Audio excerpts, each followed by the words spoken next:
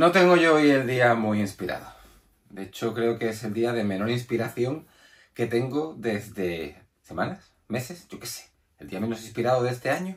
A ver qué sale de todo esto. Muy buenas. Estas son las reseñas de Comics Zine. ¡Empezamos!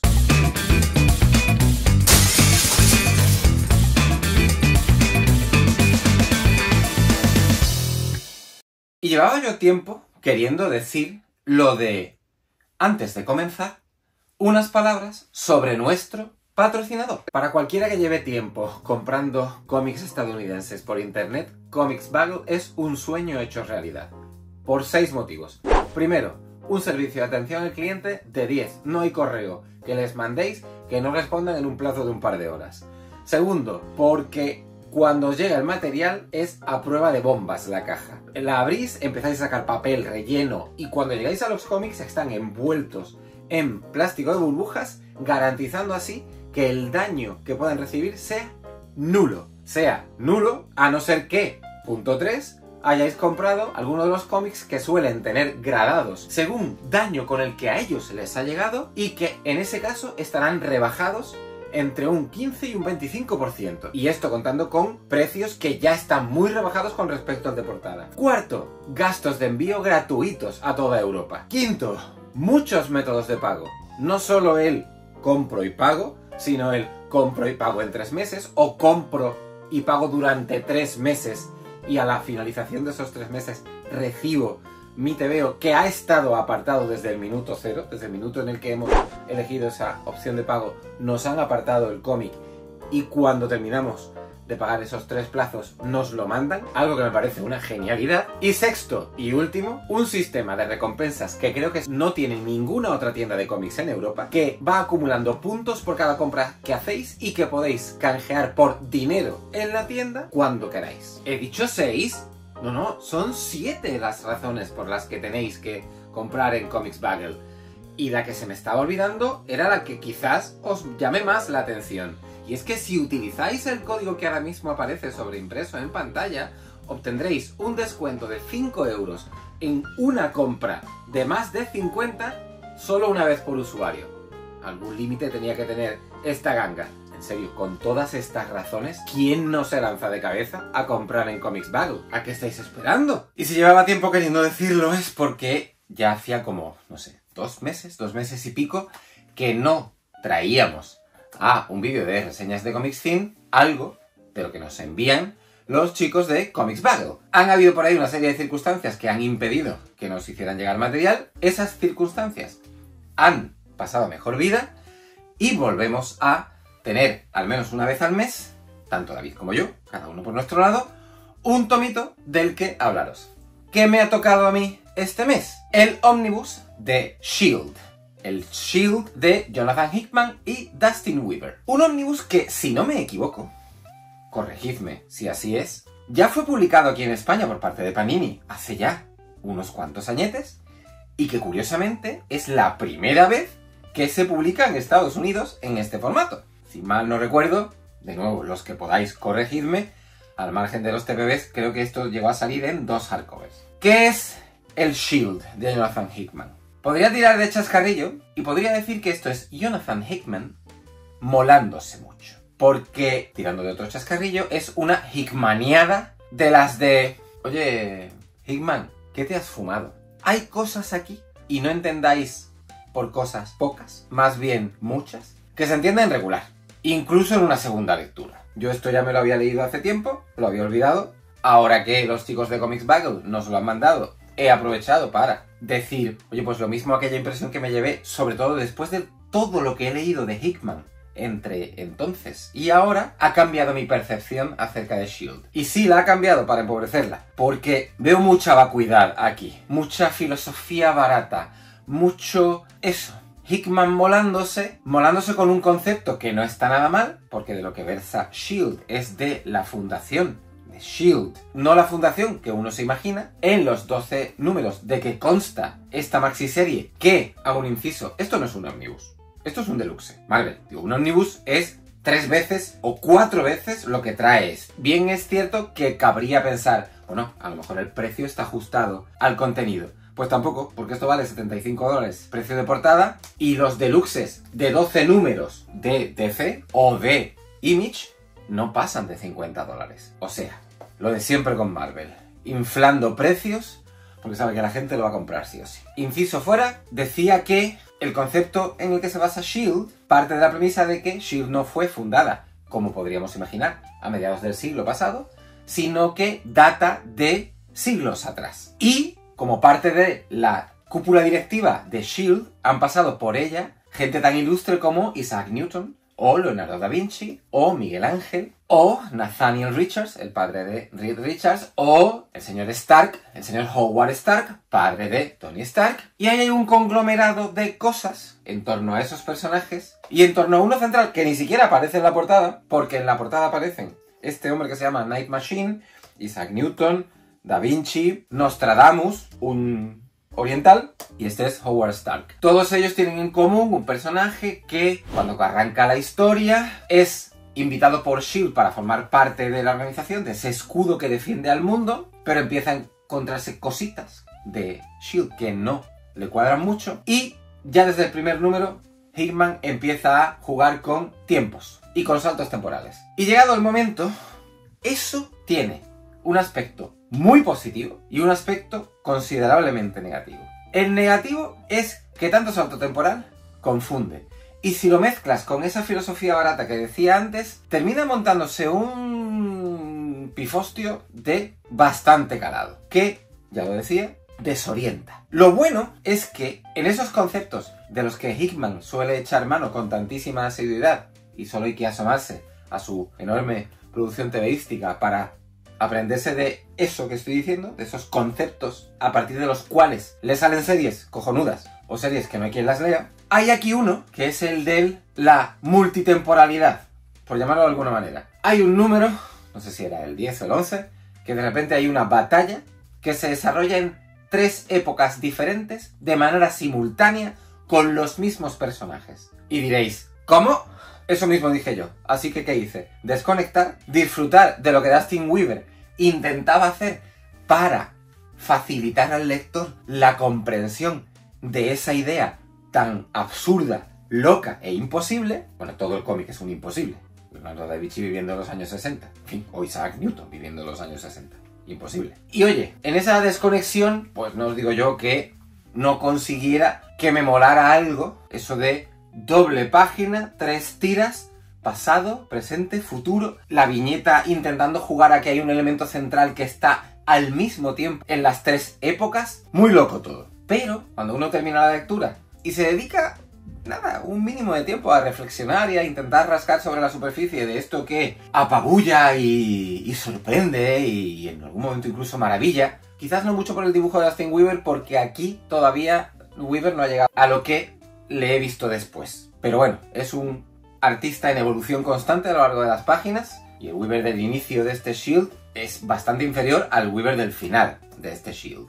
Pues como decía, cuando rasca uno sobre la superficie se encuentra que detrás del relumbre y el fulgor lo que hay es papel de pintar barato. Y queda esto como una curiosidad más o menos autoconclusiva que se agradece. Ya sabéis de mi antipatía por el hecho de que Marvel cuente con muy pocas historias autoconclusivas en su vastísima bibliografía, en contra de lo que pasa con DC, que cuenta con muchísimas historias autoconclusivas, también en su vastísima bibliografía. Esto es un notable modesto. Un 7, que creo habla bastante bien de en qué posición habría que poner a este S.H.I.E.L.D. dentro de la telegrafía de Hickman. Muy por debajo de, y voy a decir 2 o 3 cosas, muy por debajo de el East of West, muy por debajo del House of X y el Powers of X, muy por debajo de su etapa de Vengadores y sobre todo de lo increíble que a mí me sigue resultando el Secret Wars. Ya sabéis por dónde se mueve este S.H.I.E.L.D. si sois seguidores de Hickman.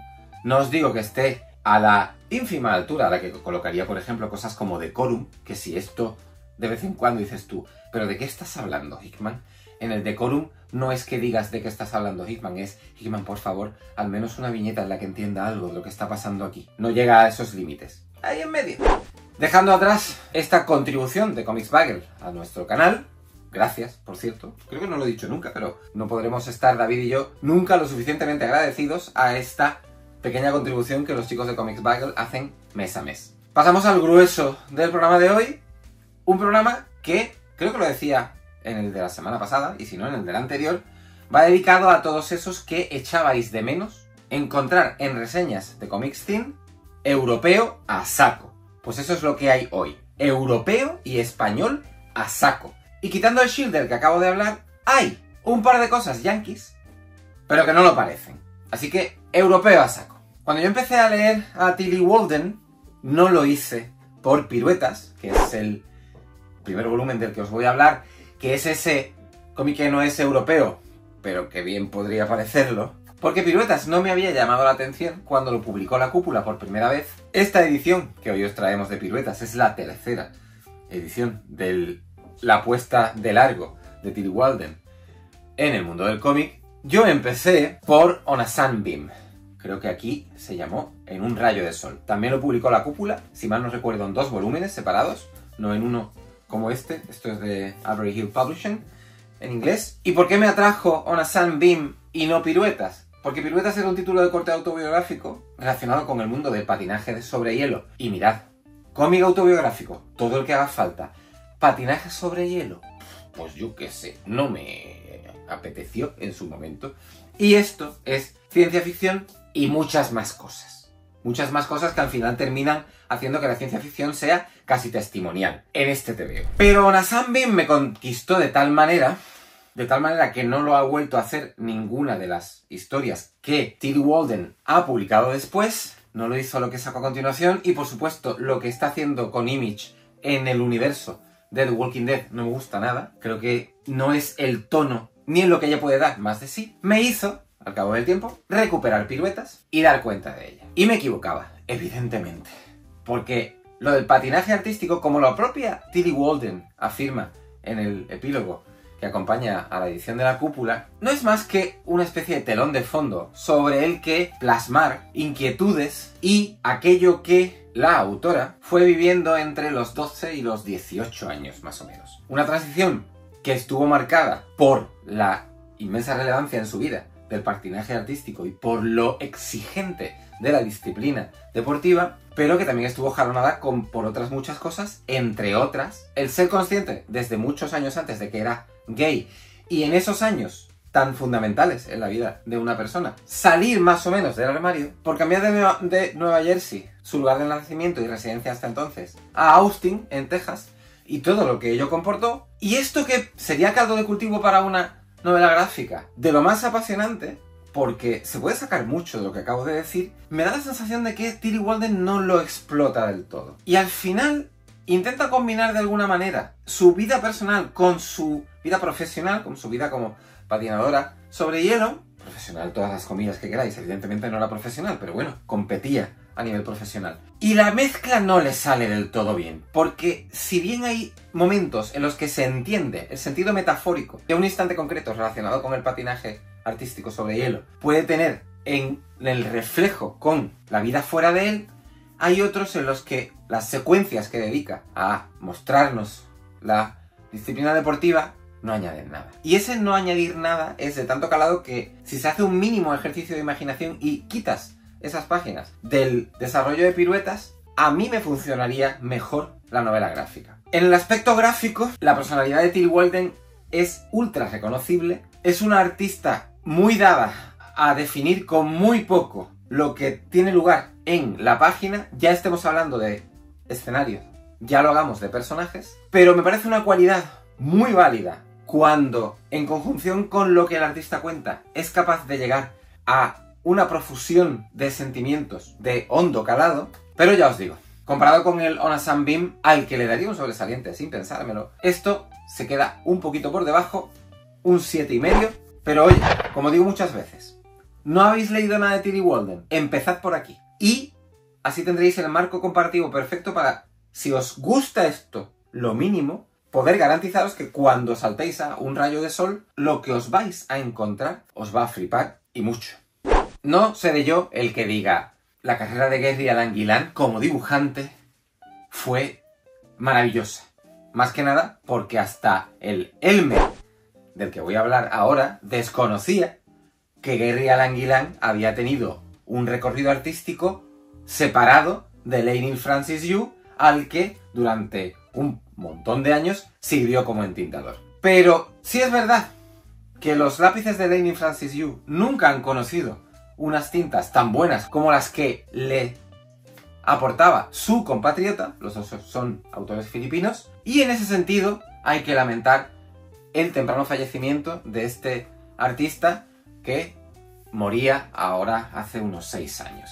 Asomándonos a Elmer, una novela gráfica de lo más peculiar, y ahora veremos por qué, quizás sí que habría que lamentar que Gary Alan Gillan no hubiera tenido la oportunidad de continuar desarrollando un estilo artístico propio. Porque aquí y allá, en lo que este volumen ofrece, un volumen que por cierto ha tardado bastantes años en publicarse en España, se ven las bases de un artista que podría haber llegado como dibujante a cotas que creo que hubieran resultado bastante sorprendentes. No lo es así, o no lo era así, en el momento en el que Alan Gillan dibujó Elmer, en la forma en la que define personajes humanos, porque hay cierta torpeza e hieratismo en la expresividad que Alan Gillan era capaz de conferir a los actores humanos del relato, pero sí, curiosamente, en lo que el artista es capaz de plasmar aquí cuando de los gallos y gallinas se trata.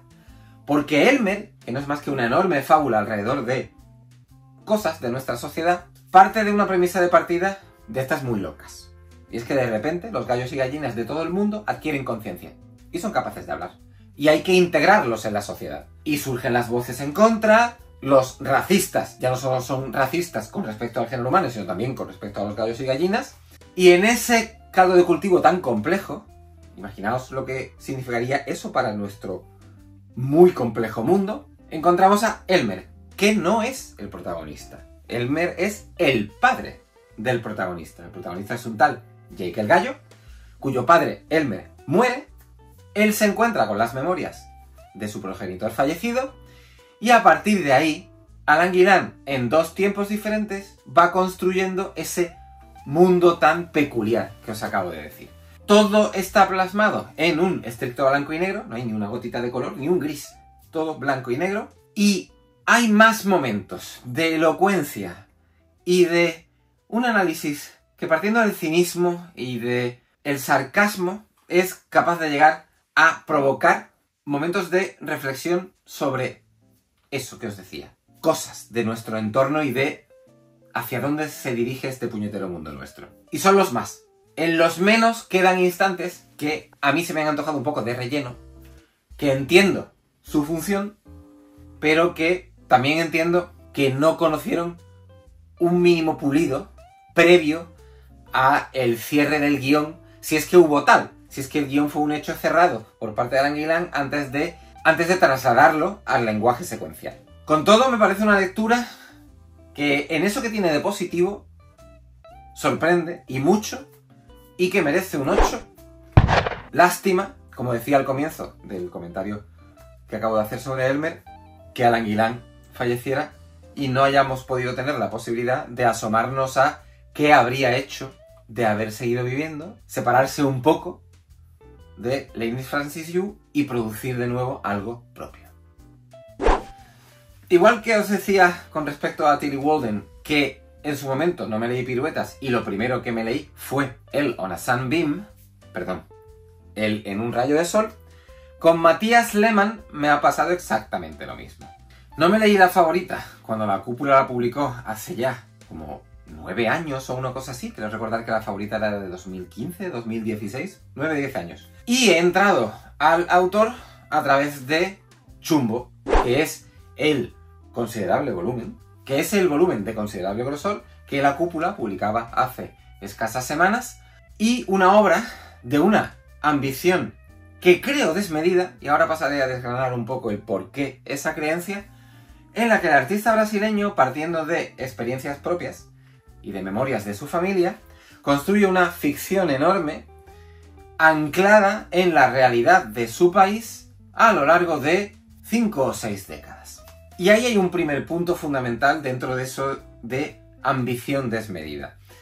Lehmann intenta ofrecer un fresco lo más amplio posible sobre el Brasil de entre los años 30 y los años 80 y casi 90, utilizando como visor la mirada de dos niños, que son niños en los años 30, y evidentemente van camino de la senectud en los años 80 y 90, hijos del explotador de una mina, con muy pocos escrúpulos, que recurriendo a estratagemas algo virulentas, marcará la vida de sus dos hijos, cada uno en un aspecto muy diferente, y a partir de ahí, de un segundo capítulo de la novela gráfica que ya se centra en los hijos y no en el padre y los hijos, Lehmann va construyendo poco a poco capas y más capas de un relato que me parece confuso porque sí. La sensación que uno tiene conforme vaya leyendo Chumbo es que hay mucha información que se está perdiendo por ese antojo de Lehmann de abarcar lo máximo posible con respecto a la historia del Brasil del siglo pasado. Y en ese antojo se termina perdiendo parte del interés que sí despiertan los destinos de estos dos hermanos y de su madre, su padre y hermanas, porque no son los únicos hijos del matrimonio. Lehmann va saltando de aquí para allá, de uno a otro, no solo entre los dos hermanos, también salta de uno a otro personaje, personajes que muchas veces están definidos mal, con 4 trazos, y uno no es capaz de aprenderse ni de su idiosincrasia, ni de sus intenciones, ni del porqué de su inclusión, ni de qué servicio prestan a la historia, eufemismo de el porqué de su inclusión. Y al pasar páginas y más páginas con esa personalidad tan marcada de fondo, uno tiende a desconectar. Y si esa desconexión encontrara en el aspecto gráfico una respuesta apabullante, pues mira, no pasa nada. Desconectas aquí y allá y te dejas llevar por lo evocador, bello y lírico del aspecto gráfico del cómic en cuestión. Pero es que no es el caso. Hay aquí dos aspectos en la configuración visual de Chumbo que me parecen muy poco maridables. Por un lado está la férrea intención por parte de Lehmann de que en ese servir de fresco a la cultura brasileña, ya no a la historia brasileña, a la cultura brasileña en general, centrada en el siglo pasado, se insista mucho desde la configuración de la página en incluir elementos 1000 procedentes de la cultura brasileña. Y eso me parece muy bien, porque al final da con ideas como que una postal sirva como viñeta, por ejemplo, o que una tarjeta de visita sirva como viñeta, o que unos edificios muy a lo Eisner de repente sirvan como calles o elementos de separación entre acciones de una misma página. Pero al mismo tiempo, yo no diría del dibujo de Lehmann que es un dibujo bonito. Complejo, sí. Trabajado, incuestionable. Hay ilustraciones aquí que tienen rayitas 50.000. Porque además el tío es un experto en la técnica del linotipado, linograbado. No me voy a acordar del nombre de la técnica, lo siento. Pero no es un dibujo que desde mi gusto particular calificaría como bonito. Y salvo cuando el artista se pasea por paisajes, en blanco y negro, por cierto, lo que hace con los personajes muy caricaturizados y en extremos muy opuestos, porque ora son muy simples, ora hay un primerísimo plano de uno de los hermanos lleno de barrillos explotándose uno de ellos y el pus saliendo como un chorro de líquido, que no veo necesidad, termina generando lo que decía, un muy mal maridaje que encima tampoco es que case muy bien con buena parte del relato. Y no sé si en esta opinión que acabo de construir y en el 7 que le daría a Chumbo, me encuentro en un desierto solo porque he leído ya por ahí opiniones que la tachan como una de las mejores obras del año. Pues no sé dónde lo habéis visto. Me alegro sobremanera por vosotros de que hayáis encontrado aquí algo que yo no he sido capaz de encontrar. Afortunadamente, gustos, culos. Y hablando de dibujos que no son bonitos, pero que de nuevo, todo depende del cristal con que se mira, nunca he sabido dar explicación a mi fascinación por la obra de Tito Alba. Porque objetivamente, si uno coge un cómic de Tito Alba, al menos en lo que se refiere a sus personajes, lo que hay no es bonito. El tío lo que pasa es que tiene una habilidad innata para rodear eso, que es feillo, con un manejo sobrenatural de las acuarelas, porque lo que hace con las aguadas Tito Alba, hay instantes aquí y allá repartidos a lo largo de su biografía que me parecen geniales, y con una narrativa que funciona siempre, sí o sí, a las mil maravillas. Y da igual, como es el caso del Aquí donde estoy, del que ahora os voy a hablar, que el guión de la obra en cuestión venga firmado por un autor o autora ajeno a Tito Alba, como que el guión venga firmado por Tito Alba. Ejemplo genial de lo primero, de yo no firmo el guión, me dedico a ilustrar lo que me dan, es la adaptación a lenguaje secuencial, a cómic, que Tito Alba hacía de El infinito en un junco, de Irene Vallejo, una lectura que ya en el ensayo de Irene Vallejo me parecía imprescindible si sois amantes del libro, así en general, del libro, no de leer, del libro como objeto. Y que en cómic incluso llegó a convencerme más por cómo Tito Alba conseguía trasladar algo tan complejo como lo que Irene Vallejo recogía en prosa a viñetas. Ejemplos del Tito Alba genial en solitario. Os voy a decir dos. Podría decir alguno más, pero es que hay dos que tengo siempre especialmente en la memoria. La Casa Azul, aproximación de Tito Alba a la figura de Frida Kahlo, y Whitman, aproximación de Tito Alba a la figura de Walt Whitman, el poeta estadounidense. Llegados a este Aquí donde estoy, Alba sirve de compañero de viaje a María Castro Hernández, la guionista, en una historia que gira en torno a un señor mayor de 99 años cuando lo conoce la guionista, que formó parte de la Quinta del Biberón. ¿Qué fue la Quinta del Biberón? La Quinta del Biberón fue una sección del ejército republicano durante la Guerra Civil que ya en las postrimerías del conflicto, cuando el ejército republicano se veía cada vez más acorralado y falto de tropas, fue formada a partir de chavales que acababan de cumplir 18 o incluso 17 años.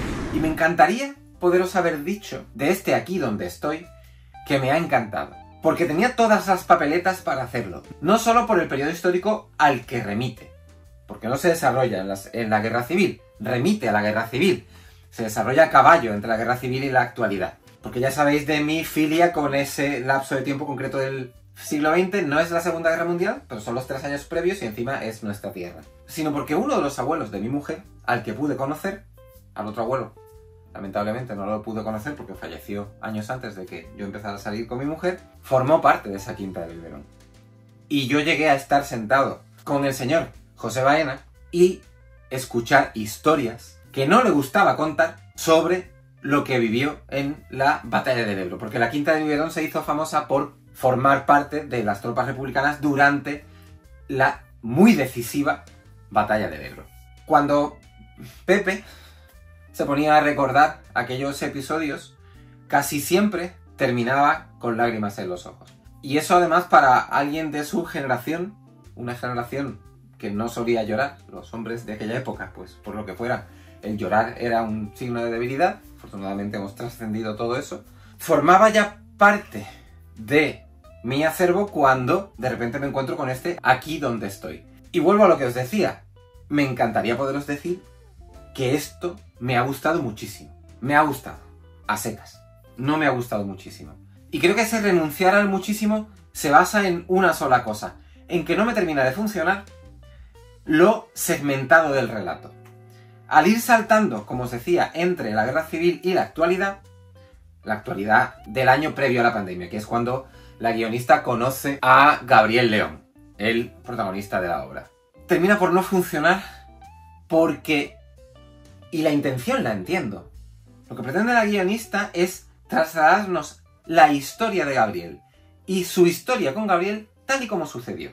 Esto es, en los 2 o 3 encuentros que tuvo la guionista con el anciano y en los que el anciano trasladaba recuerdos y memorias de la manera que lo hacemos todos, por muy lúcidos que seamos, imaginaos un señor de 99 años, por muy lúcido que sea, los recuerdos se entrelazan, hay que intentar ponerlos en orden, van de aquí para allá, y en ese de aquí para allá, al final, el puzzle que uno tiene que montar no da el resultado que mis expectativas esperaban de este aquí donde estoy. El trabajo de Tito Alba es fenomenal.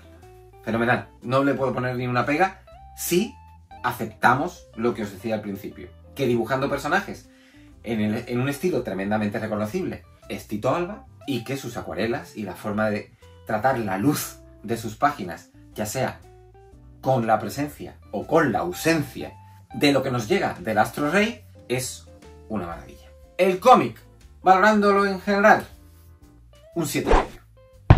Y me da rabia. No voy a insistir más, pero es que me da mucha rabia.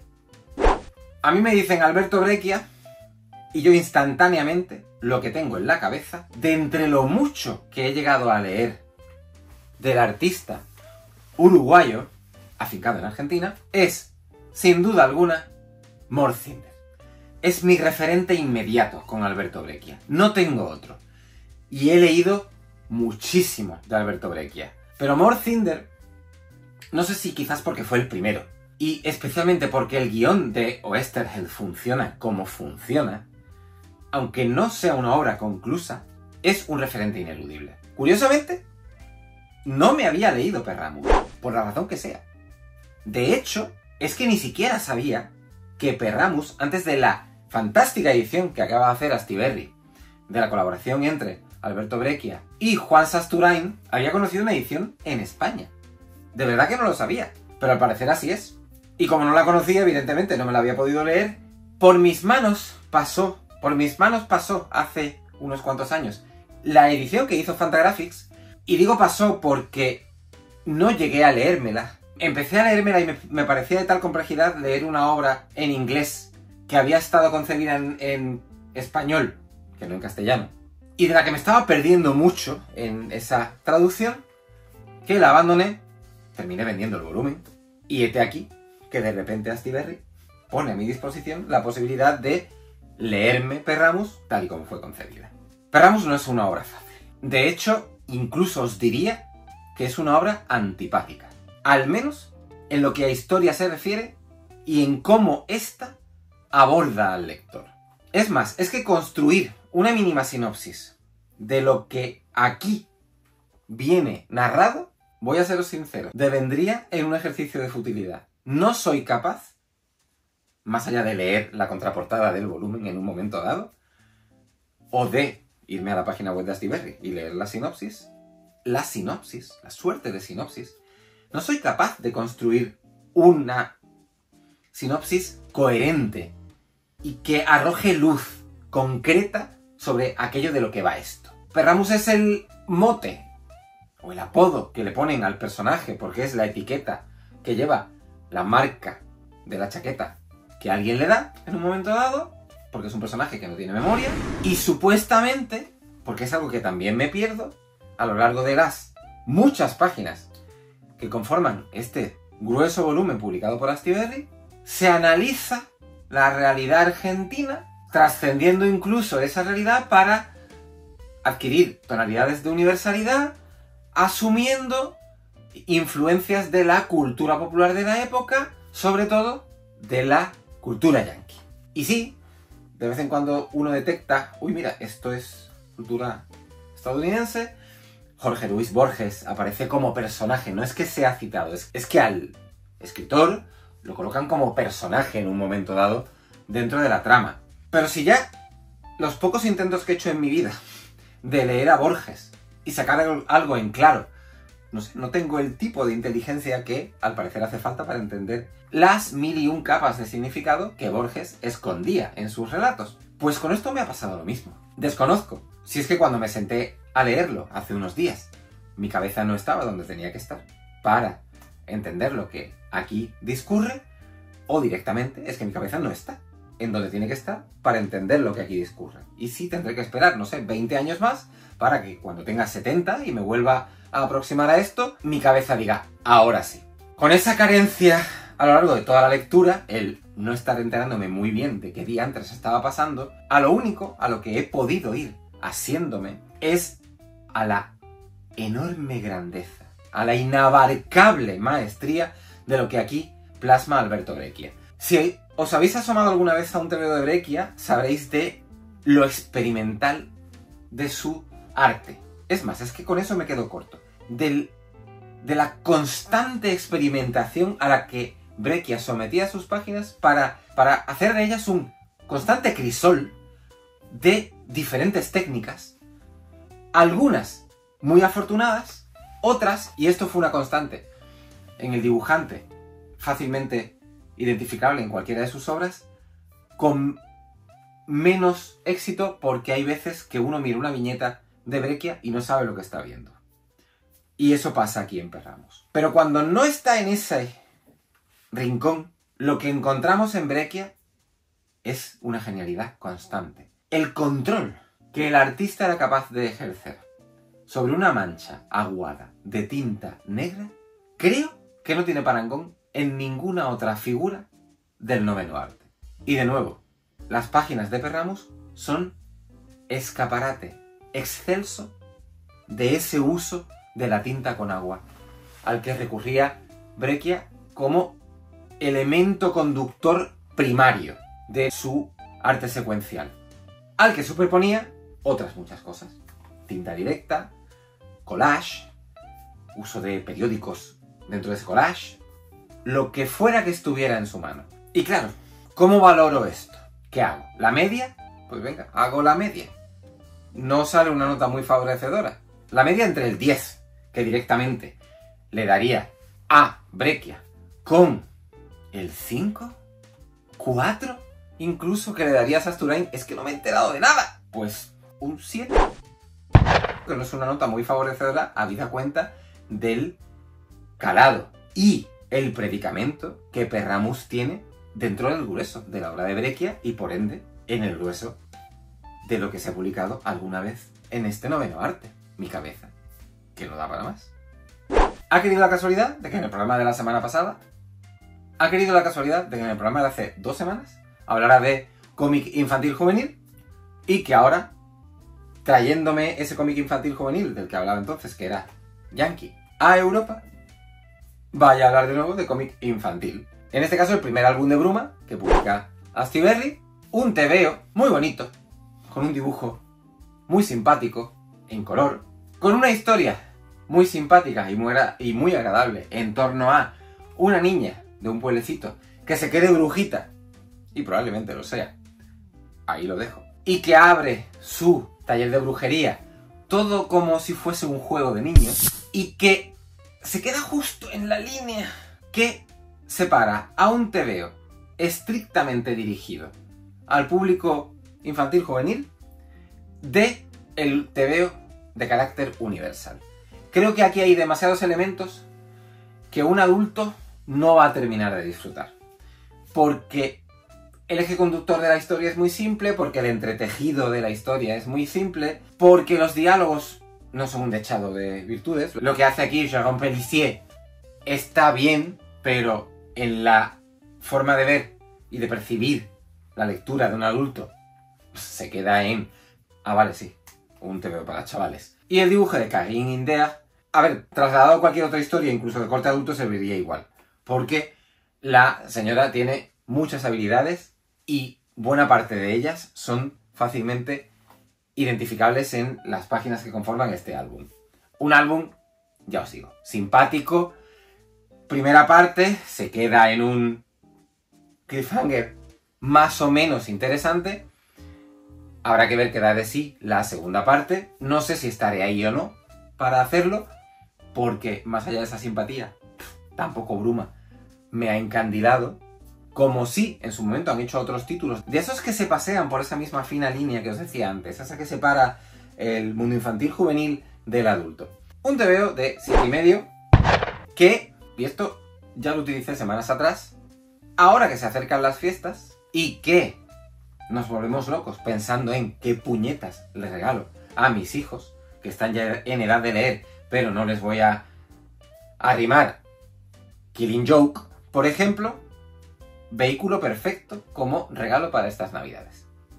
Y en otra entrega más de la serie que hoy he empezado, de tebeos que no leí en su momento cuando fueron publicados, nos encontramos con El artefacto perverso. Que no me leí cuando fue publicado por primera vez hace... ¿cuánto? ¿Casi 30 años? No me lo leí. Ahí la razón era muy sencilla. Yo en 1997, he dicho 30, bueno, son 28, cuando El artefacto perverso tuvo el recorrido que tuvo y ganó los premios a mejor guión y mejor obra en el Salón del Cómic de Barcelona, mi interés estaba muy lejos todavía del tebeo europeo y aún más del tebeo español. Mi único foco de atención en aquellos años, tener en cuenta que en 1997 hacía 5 años que yo me había empezado a tomar la lectura de tebeos en serio y que en ese tomarme en serio la lectura de tebeos había empezado por el manga Dragon Ball y por, evidentemente, Marvel y DC, ir a una de las tiendas de cómics a las que iba en Sevilla, estoy hablando ya de mis años de universidad en esta época, y ni siquiera ojear El artefacto perverso era algo que ni se me pasaba por la cabeza. Lo curioso es que es de estas obras que nunca me han saltado como imprescindibles en los 30 años, 28, que han transcurrido desde su publicación. Jamás, bueno, alguna mención he escuchado acerca del artefacto perverso, pero no ha terminado de llegar a mí como, ¿qué os digo yo? Por citar algo de lo que ya he hablado hoy, como Mort Cinder sí hizo en su momento. Cuando empecé a moverme por el mundillo de, venga, voy a abrir fronteras y voy a empezar a leer tebeo europeo y tebeo español. ¿Qué me tengo que leer? Venga, recomendaciones de qué me tengo que leer. Y Mort Cinder fue mi suegro el que me dijo, esto te lo tienes que leer. Igual que el Eternauta. No me llegó nunca El artefacto perverso. Ahora que ha llegado, entiendo en parte esa conmoción que pudo llegar a causar la obra de su momento y el que dicha conmoción la alzara lo suficiente como para hacerse con los 2 premios que os he dicho del Salón del Cómic de Barcelona. Porque el rollo metalingüístico que aquí utilizan Felipe Hernández Cava y Federico del Barrio es de esos que, como habla de lo que habla de, al mismo tiempo, de tebeo y realidad, pues a los lectores de cómic nos encanta. Pero esto es como al que le gusta el cine y no le gusta el cine dentro del cine. Es que es casi una condición sine qua non. Si te gusta el cine que va sobre cine te va a gustar. Pues esto igual. El cómic dentro del cómic y utilizar un cómic como apoyo para contar otras historias y encima situar todo esto en la posguerra, crea un efecto llamada poderosísimo sobre el artefacto perverso. Y me repito, lo entiendo. Pero lo que me he encontrado aquí, saliendo de ese... ¡Oh! ¡Qué ingenioso lo que hace aquí! Felipe Hernández Cava no me ha terminado de convencer porque creo que ese mismo mecanismo de utilizar el noveno arte como elemento metalingüístico termina jugando en contra de lo que el relato quiere contar cuando no está siendo meta.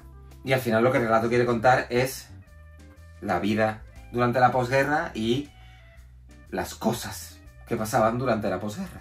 Posguerra además muy temprana. Esto se desarrolla en 1945, 6 años después del final de la Guerra Civil, cuando además la Segunda Guerra Mundial está tocando a su fin en el resto del mundo. Es más, es que os diría que hay hasta cierto divorcio en el avance de una y otra línea, no argumental, casi ideológica, del tebeo. Y que además la inclusión de las viñetas que Federico del Barrio dibuja como tebeo clásico, tener en la cabeza Roberto Alcázar y Pedrín, porque además es el referente inmediato de lo que plasma Federico del Barrio en el cómic, hay veces que juega muy en favor del discurso de fondo metalingüístico, pero otras uno no es capaz de realizar esa conexión.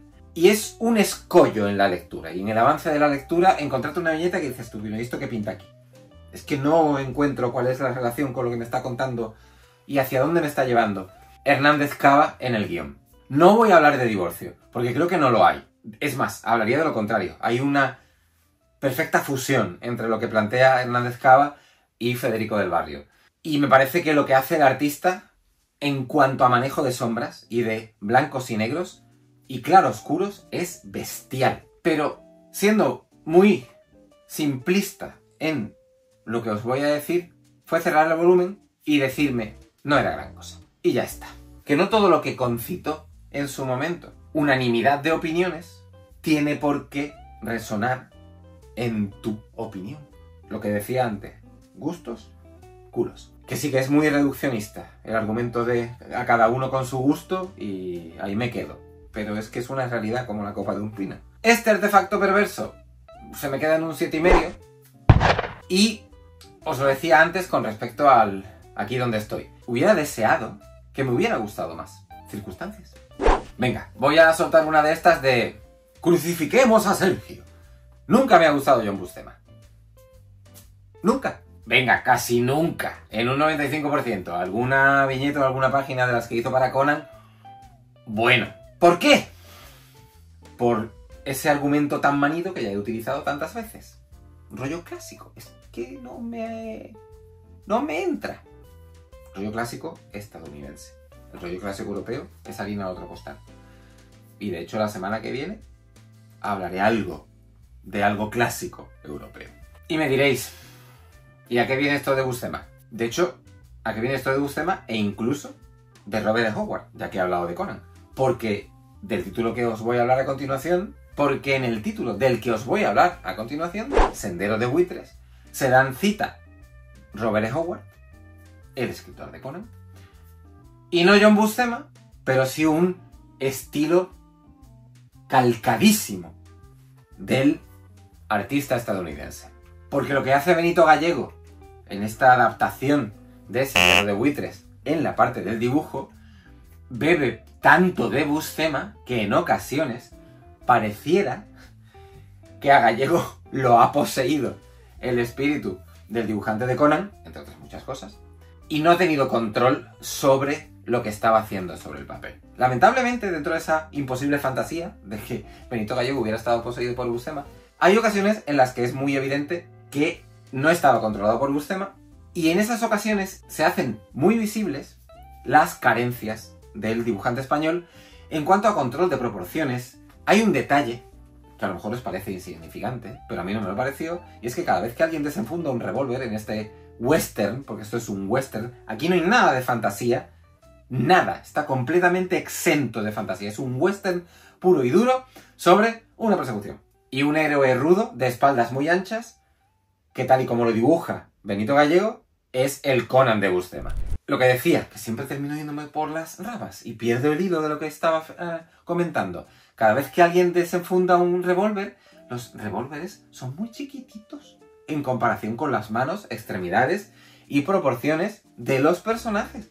Pero muy muy chiquititos, ridículamente chiquititos. ¿Os parece una chorrada? Bueno, pues puede que lo sea. Pero a mí, la primera vez que me lo encontré, de hecho muy temprano en la lectura, fue un detalle que me empujó a empellones fuera de la página. No solo hay fallos de proporción en lo que a un Colt respecta, también hay fallos de proporción en las extremidades de los personajes, y contando con esa carencia en el dibujo, y con que esto no es más que un western, como ya he dicho, en el más sentido estricto de la palabra, de los muchos que escribió el escritor estadounidense, al final es un tebeo que en no pocas ocasiones me encontré leyendo en modo automático. Y eso en mi diccionario justifica el 6,5 que le voy a dar y habla volúmenes acerca del interés que incluso un western, que es uno de mis géneros predilectos, es incapaz de despertar por lo limitado de su calado.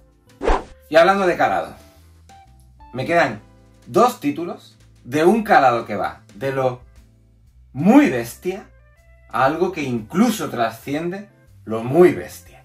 Fascinado como siempre he estado por la mitología en términos generales, quizás no tanto por la asiática, aunque en los últimos años la japonesa cada vez me gusta más, pero sí sobre todo por la europea, porque Grecia y Roma, Inglaterra, ya lo decía el otro día en las crónicas de Excalibur, y mitología nórdica, en fin, es que ese triángulo que conforman las 3 es suficiente como para llenar una vida de mitología. Era muy evidente que cuando este Ragnarok de Mariano Saura, publicado de manera excelsa por Cartem, llegó a mi esfera de conocimiento, dije, esto me lo tengo que leer. Poco podía imaginar que en esto me lo tengo que leer, al que siempre rodea, por una parte, eso que decía en la reflexión inicial del programa de la semana pasada, mucha ilusión y excitación y expectativas, pero también una cierta carga de escepticismo, de a ver qué me encuentro. No me podía imaginar lo que me iba a encontrar aquí. Pero antes de contaros eso que me he encontrado en Ragnarok, una recomendación. A ver, gustos musicales hay infinitos. Y, oye, ¿queréis leer este Ragnarok con Rosalía de fondo? Adelante. ¿Queréis leer este Ragnarok con Quevedo de fondo? Hombre, no os lo recomiendo. No os recomiendo escuchar a Quevedo, pero ya vosotros. ¿Queréis leer este Ragnarok con AC/DC de fondo? Venga, tiradle. ¿Queréis leer este Ragnarok con aquello, con lo que yo lo leí, que creo que coge a la lectura y la sitúa en un nivel diferente? Poneos la tetralogía del Anillo de los Nibelungos de Richard Wagner de fondo. Y lo mismo os pasa lo que me pasó a mí, que en un momento dado de la lectura, el adecuado, de repente, prorrumpieron las valquirias en la música. Y me cago en la mar. ¡Qué barbaridad! Las sensaciones que en ese instante comenzó a transmitirme la lectura de lo que Mariano Saura estaba contando en ese momento en Ragnarok. Si me hacéis caso, a lo mejor me vais a decir, a ver Sergio, es que la tetralogía del anillo es una obra operística en 4 actos larguísima. Correcto. Meteos en YouTube Music y buscad una edición que hay por ahí que tiene los extractos de la música orquestal, sin ópera de por medio. Y poneos eso. Es que solo con que la cabalgata de las Valquirias suene en algún momento y con que el funeral de Sigfrido suene en otro momento, lo vais a flipar en conjunción a lo que hace Mariano Saura.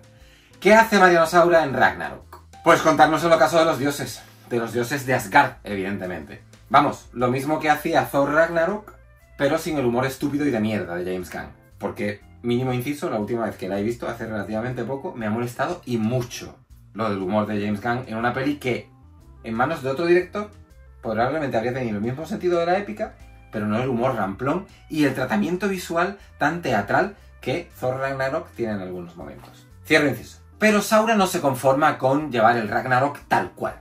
Tal cual podríamos encontrarlo en diversos relatos de la mitología nórdica. No. El tío coge eso y lo utiliza como núcleo para superponer alguna que otra capa de significado entre las que se cuenta una fundamental. Y es hablar de la puñetera insistencia de esta humanidad a resolverlo todo mediante la fuerza y el conflicto bélico. Y eso lo ejemplifica con 2 núcleos de vikingos. Uno que entiende que solo la violencia y la guerra puede resolver algo. Y otro que con una nueva líder, y entiendo perfectamente el recurrir a una mujer, sobre todo en la época en la que esto se desarrolla, entiende que eso no tiene por qué ser así y que hay soluciones alternativas a la guerra. Con eso de fondo, y alternando el relato entre Asgard, los 9 mundos que conecta Yggdrasil, y lo que tiene lugar tanto en Svartalheim, Jotunheim y todos los demás, como en Midgard, o sea, la Tierra, Mariano Saura construye un relato del que decir épico, y esto es algo que me gusta utilizar de vez en cuando, o sea, es un recurso estilístico de mi forma de hablar, que ya me habéis escuchado, se le queda muy corto. Esto no es épico. Esto es épico y más. Porque visualmente, lo que aquí hace Mariano Saura, que encuentra un referente inmediato, al menos en mi acervo tebeístico, en Isaac Sánchez, era imposible empezar a leer este Ragnarok y no tener en la memoria Taxus o Baños de Pleamar, por ejemplo, o La Buena Gente, el último TVO que ha publicado Isaac Sánchez este mismo año. Y no lo era por el tratamiento cromático que da Mariano Saura a su TVO y porque el trazo de Mariano Saura es muy similar al de Isaac Sánchez. Y ese tratamiento cromático, conseguido a base de acuarela y rotulador, encuentra en la edición de Carten, con un papel de un gramaje muy grueso y mate, el vehículo perfecto, igual que la edición de La Buena Gente que hacía Dolmen, era vehículo perfecto para las acuarelas y la forma de colorear las páginas de Isaac Sánchez. Es que el compararlas es, a mi parecer, inevitable. Pero huyendo de la comparación, la forma en la que Mariano Saura salta nuestros sentidos en este Ragnarok es constante. Lo hace además desde ámbitos bastante diferentes, porque el primer álbum, la primera parte de las 3 que conforman la lectura, uno puede sentir el mimo, el cariño y la pasión que ha puesto el autor español para que un detalle tan insignificante como llenar las entrecalles entre viñetas se convierta en un elemento cargado de significado, porque lo que hace el autor es diseñar esas entrecalles para que cada página, si saltamos de Jotunheim a Starvalheim, o como se pronuncie, o saltamos a Midgard, la entrecalle tenga un diseño concreto que responda a ese reino concreto. Pero es que además el tratamiento cromático de ese reino concreto es diferente cuando pasamos de uno a otro. Increíble. Trascendido esa primera parte de la lectura, el recurso se abandona porque Saura tiene que dedicar sus esfuerzos a plasmar con toda la ira, la fuerza, la pasión y la épica posible la lucha entre dioses y criaturas de todos los mundos conectados por Yggdrasil. Y eso es de un wow constante. La forma en la que todo está perfectamente hilado. La forma en la que todo cobra sentido con esa cuadratura del círculo muy bien hecha con la que Saura cierra las últimas páginas. Esas capas de significado que os decía antes. Todo en Ragnarok se funde en un vehículo cuasi perfecto para devolvernos una lectura que no es de 10 por algún pequeño detalle del dibujo y por algún pequeño detalle de la narración, que bueno, no funcionan al mismo nivel que el grueso de la misma, pero que sí es de 9,5 y del que ahora podría decir, se acerca el fin de año, una de las lecturas del año, me lo voy a ahorrar.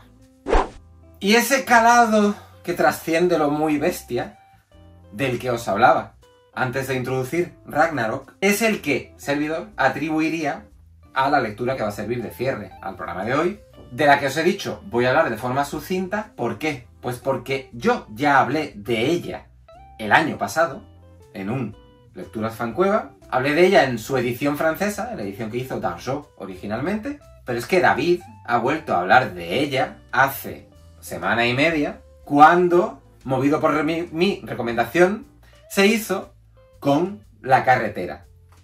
La adaptación de La carretera de Cormac McCarthy que hacía el año pasado Manu Larcenet. ¿Y por qué voy a hablar yo de La carretera otra vez? Y de manera sucinta, o más o menos sucinta, ya me conocéis. Porque tenía que aprovechar la nueva edición que ha sacado Norma en formato deluxe para hablaros de ella.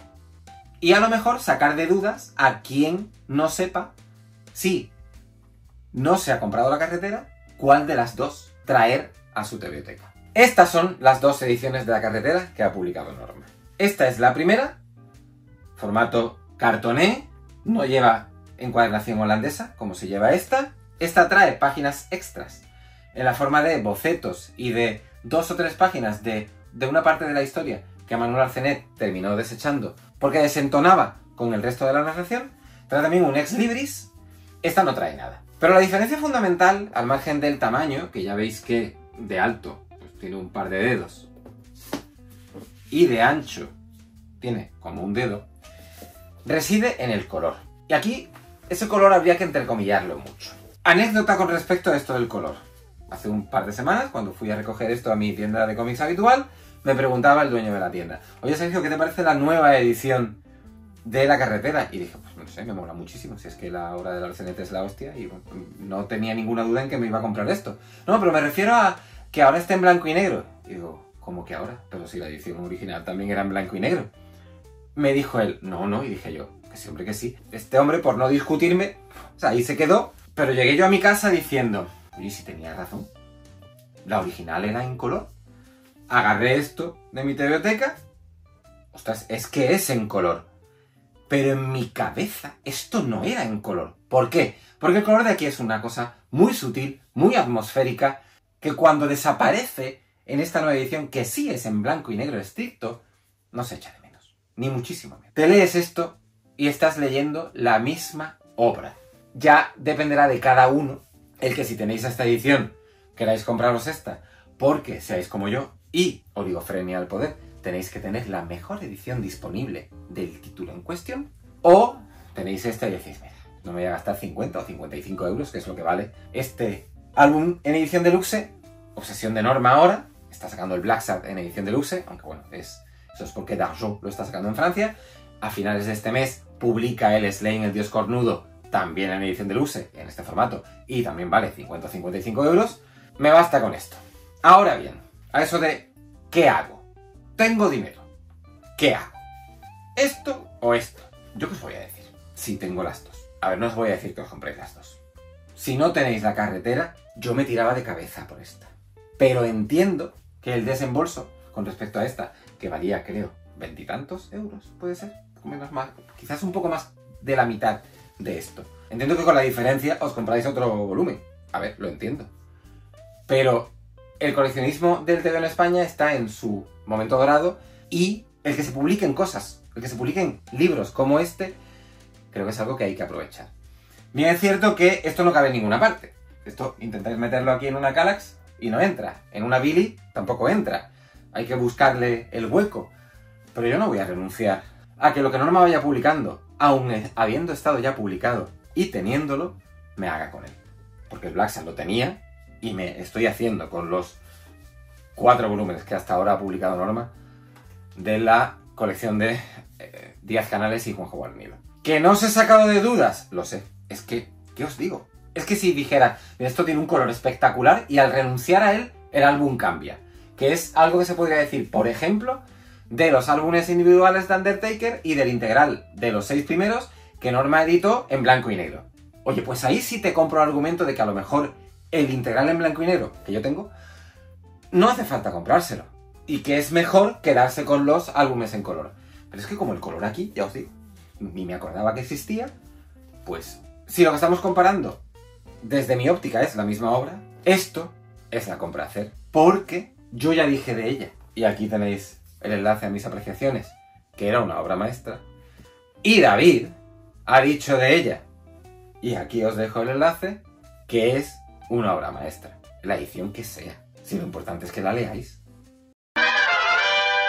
¿Satisfechos? Aquellos que me pedíais que hubiera más cómic europeo aquí, pues cuidado que esto solo es la primera taza. La semana que viene, Reseñas de Comics Theme volverá a estar dedicado de forma íntegra a TV europeo. ¡Jo, Sergio! ¿Y ahora mi dosis de Panini, Marvel y DC? La siguiente semana. No os preocupéis, que de Marvel y DC nunca os va a faltar nada. ¿Que os gustaría más una alternancia no tan brusca? De, oye, mezclan un vídeo europeo y Panini. Dejádmelo en los comentarios y vuestros ruegos serán debidamente atendidos. Recordándoos, como siempre hago en este tramo final del programa, que os suscribáis e instándoos, como ya acabo de hacerlo, a que comentéis lo que queráis. Os deseo que seáis muy felices, por supuesto que leáis muchísimos tebeos y sobre todo, paz.